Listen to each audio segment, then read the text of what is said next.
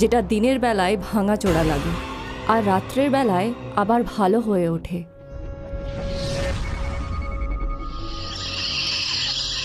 গ্রামের কোনো লোকজন এই রাজপ্রাসাদেরও আশেপাশে আসে না, কারণ এই রাজপ্রাসাদে কেউ আজ পর্যন্ত বেঁচে ফেরেনি। গ্রামের লোক বয়স্ক লোকেদের গল্প শোনায়। ভিকু এক রাত্রে এই রাজপ্রাসাদের পাশ দিয়ে যাচ্ছিল। ও রাজপ্রাসাদে আলো জ্বলতে দেখে ও রাজপ্রাসাদের মধ্যে যেতে লাগলো, যে এখনো পর্যন্ত ফেরেনি। এটা হলো বর্মা পরিবার। গাড়ি চালাচ্ছেন ব্রিজেশ বর্মা। পাশে বসে আছে ওর ওয়াইফ নেহা বর্মা, আর পেছনের সিটে বসে আছে শান্তি বর্মা আর নরেশ বর্মা। বাবা, আর কত দূর তোর শ্বশুরবাড়ি এখান থেকে? মা, এতক্ষণে তো পৌঁছে যেতাম। মনে হচ্ছে অন্ধকারে আমরা রাস্তা হারিয়ে ফেলেছি। আরে কোনো ব্যাপার নেই, যদি রাস্তায় অন্য কাউকে দেখতে পাস রাস্তা জিজ্ঞেস করে নিস। হ্যাঁ বাবা। ব্রিজেশ গাড়ি চালাতে লাগলো। এখানে তো কাউকেই দেখতে পাচ্ছি না। মা, আমি একটা আগে প্রাসাদ দেখতে পাচ্ছি, আমরা ওখানে যেতে পারি। ঠিক আছে, চলো ওখানে যাওয়া যাক। ব্রিজেশের গাড়ি রাজপ্রাসাদের গেটের ভেতরে ঢুকতেই একটা অন্যরকম বিকট আওয়াজ শুনতে পেল। শেয়াল চিল্লাতে লাগলো, চামচিকে উঠতে লাগলো, আর একটা প্যাঁচা ধীরে ধীরে দেখতে লাগলো। এই প্রাসাদ তো অনেক ভয়ানক লাগছে।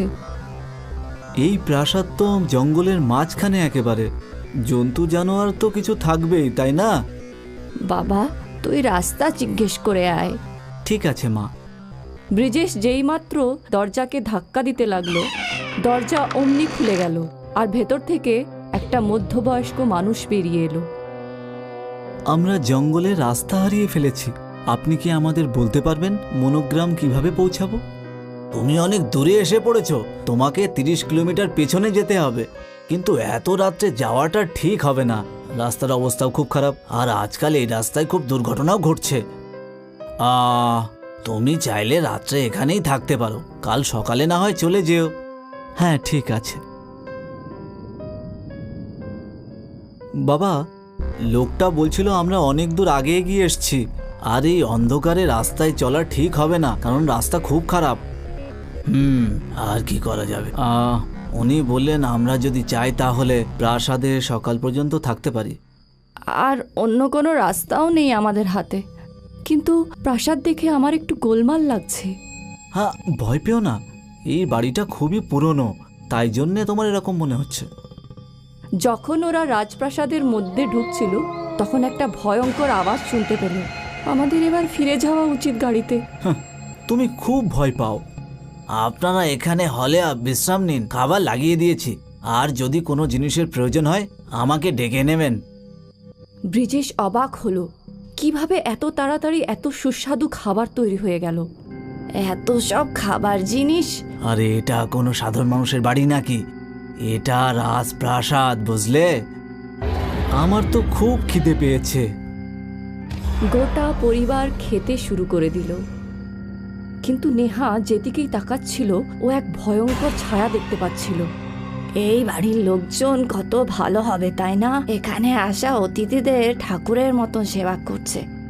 আর ওখানে দাঁড়িয়ে থাকা ভিক্ষুক বলতে শুরু করলো, অতিথিদের নয়, বলি দেওয়ার জন্য আগে থেকে ভালো করে খাওয়াতেই তো হবে, না?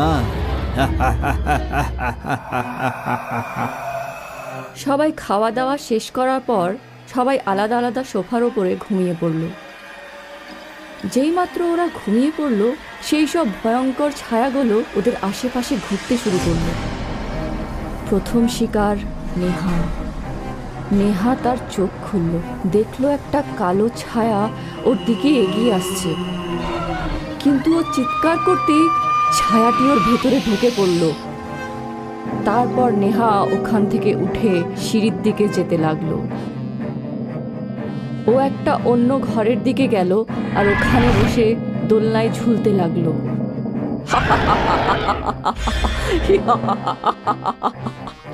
নেহার হাসির শব্দ শুনে ব্রিজেশ ঘুম থেকে উঠে পড়ল। হঠাৎ করে নেহা এত জোরে জোরে হাসতে কেন শুরু করলো?